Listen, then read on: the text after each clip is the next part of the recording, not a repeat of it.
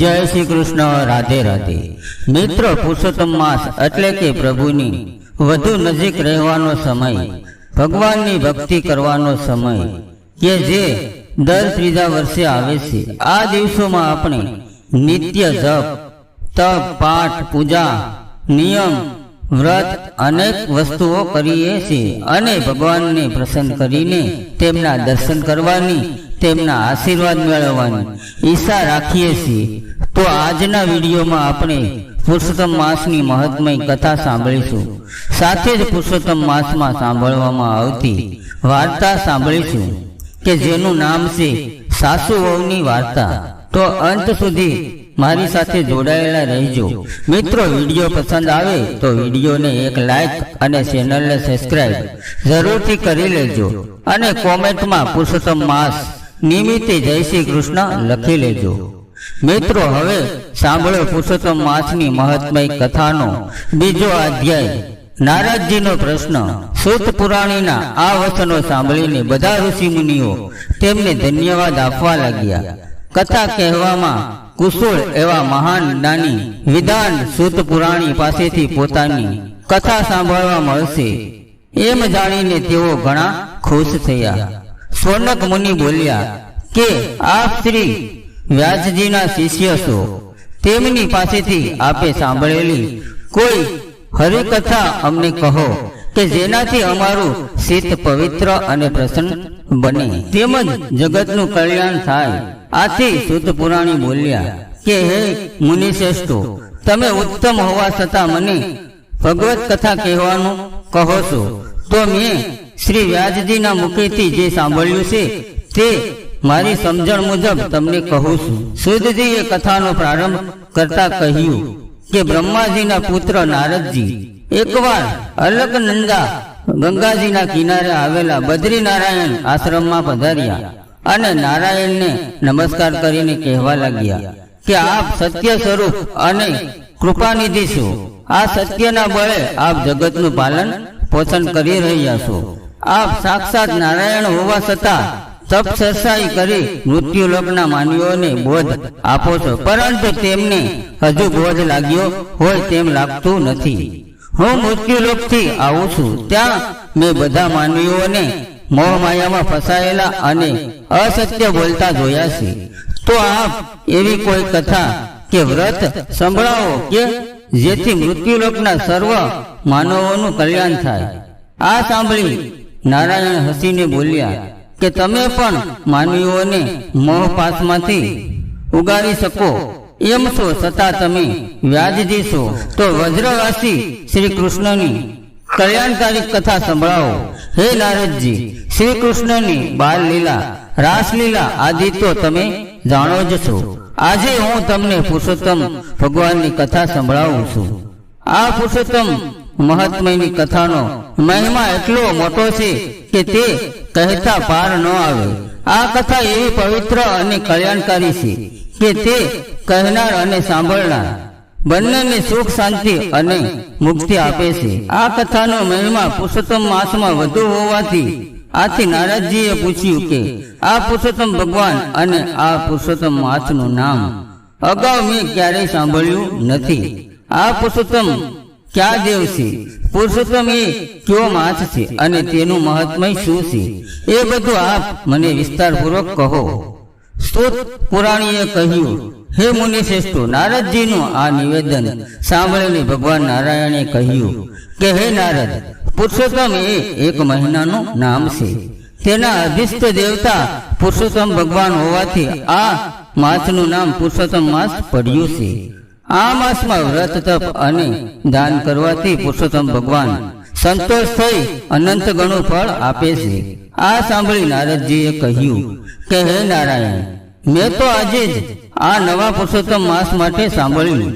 બીજા મહિનાઓ અને તેમના સ્વામીઓ વિશે હું જાણું છું, તો આ નવા માસની ઉત્પત્તિ એકાએક કેવી રીતે થઈ તે વિસ્તારપૂર્વક મને જણાવો। સૂત પુરાણી બોલ્યા કે હે મુનિશ્રેષ્ઠો, નારદજીનું આ નિવેદન સાંભળીને ભગવાન નારાયણે કહ્યું કે મૃત્યુલોકના માનવીઓ ઉપર કૃપા કરીને પવિત્ર પુરુષોત્તમ માસના મહાત્મ્યની કથા કહેવી શરૂ કરી અને તે કથા જ હું તમારી સમક્ષ રજૂ કરીશ. તો હવે આગળની કથા એટલે કે પુરુષોત્તમ માસ મહાત્મય કથાનો 3જો અધ્યાય આગળના વિડીયોમાં સાંભળીશું. ઇતિ શ્રી બ્રહ્મ નારદ પુરાણના પુરુષોત્તમ મહાત્મયનો નારદજીનો પ્રશ્ન નામનો 2જો અધ્યાય સંપૂર્ણ. તો બોલીએ શ્રી પુરુષોત્તમ ભગવાન કી જય, શ્રી વિષ્ણુ ભગવાન કી જય. તો હવે આપણે પુરુષોત્તમ માસની વાર્તા સાંભળીએ કે જેમાં આજે આપણે સાસુઓની વાર્તા સાંભળીશું. તો એક હતું ગામમાં સાસુઓ રહે, ખાધે પીધે સુખી, વ્રત તપ કરે, ધર્મ ધ્યાન કરે અને એવામાં પાવન પુરુષોત્તમ માસ આવ્યો. સાસુએ વ્રત આદર્યા અને ગામની સગળી સ્ત્રીઓને વ્રત કરતી જોઈ વહુને વ્રત કરવાની ઈચ્છા થઈ. સાસુને વાત કરી તો સાસુ સણકો કરીને બોલી કે જોઈ મોટી ભક્તાણી, ઘરમાં બેસીને ધર્મ ધ્યાન કરો, જુવાનીમાં નદીએ નાવા ન જવાય. બિસારી વહુ તો શું બોલે, એણે તો મન વાળી લીધું ને ઘરે બેઠા વ્રત આદર્યા. કહેવાય છે ને કે મન સંગા તો કાથરોટ મેં ગંગા. વહુ તો કાથરોટમાં પાણી ભરીને સ્નાન કરે, લોટો પાણી રેડે અને પુરુષોત્તમ પ્રભુનું નામ લેતી જાય. પછી આંગણમાં બેસીને વાર્તા કરે. રસ્તેથી કોઈ બ્રાહ્મણ નીકળે તો પૈસાની દક્ષિણા આપે. એક દિવસની વાત છે. સાસુ નદીએ નાવા ગઈ. નાતા નાતા જમણા હાથની આંગળીએ પહેરેલી વીંટી પાણીમાં પડી ગઈ. સાસુ તો ગાંગી થઈ ગઈ, બહુ ગોતી પણ વીંટી મળી નહીં. એટલે સાસુ લમણે હાથ દઈને ઘરે આવી. આ બાજુ વહુ કાથરોટમાં પાણી લઈને સ્નાન કરે છે અને સ્નાન કરતા કરતા કાથરોટમાં વીંટી દેખાણી.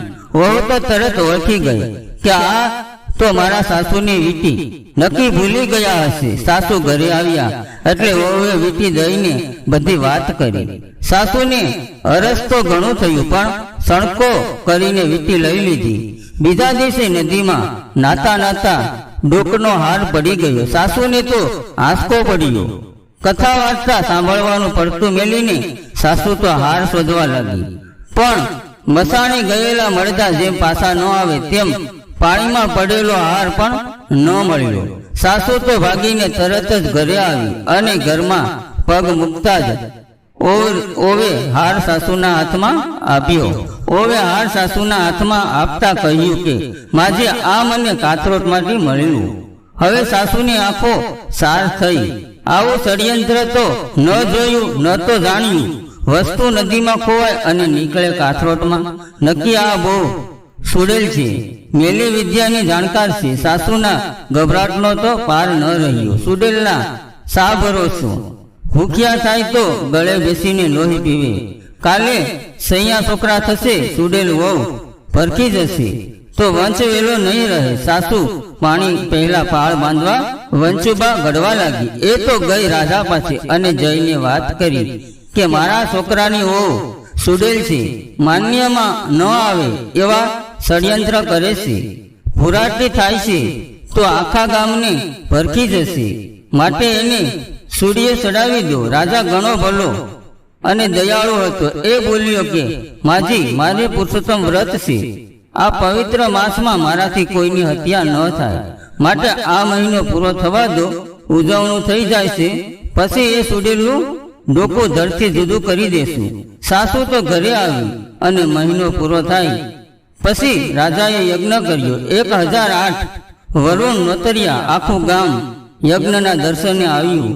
વહુ બોલી કે બાઈજી, હું આવું, યજ્ઞના દર્શન થાય તો ભવ પાર થવાય. ત્યારે સાસુ સણકો કરતા બોલી કે બેસ સુડેલ. વહુને તો રડવું આવી ગયું. સાસુના ગયા પછી વહુ પણ સાનીમાની યજ્ઞના દર્શન કરવા આવી અને સંતાઈને દર્શન કરવા લાગી.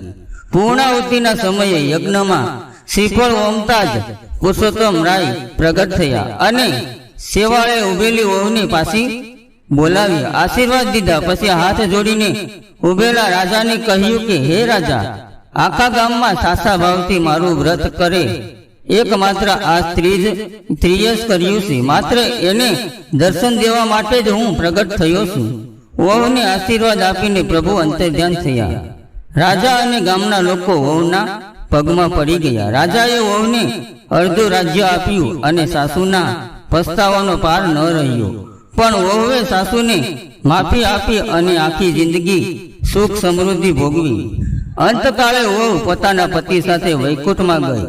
હે પુરુષોત્તમ પ્રભુ, તમે જેવા વહુને ભળ્યા એવું જ તમારું આ વ્રત કરનાર, વ્રત કથા સાંભળનાર, વાંચનાર, વિડીયો જોનાર સૌ કોઈને ફળજો એવી જ આપના શરણોમાં અમારી પ્રાર્થના છે.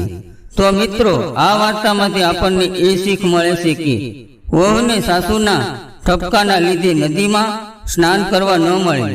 શક્યું તો ઘરે બેઠા કાથરોટના પાણીમાં જ સાસા મનથી વ્રત કર્યું. એટલે આનાથી એક સાબિત થાય કે પવિત્ર સ્થળ કરતા મનની પવિત્રતા વધુ મહત્વની છે. અને બીજી વાત કે ભગવાન પુરુષોત્તમ દેવ છેવટે પ્રગટ થઈને રાજાને સમજાવે છે કે આખા ગામમાં માત્ર વહુએ જ સાચા ભાવથી વ્રત કર્યું છે. એટલે ભગવાન બાહ્ય આચરણ કે દેખાડાને બદલે ભક્તના હૃદયની અને મનની નિષ્ઠા અને તેની શ્રદ્ધા જુએ છે.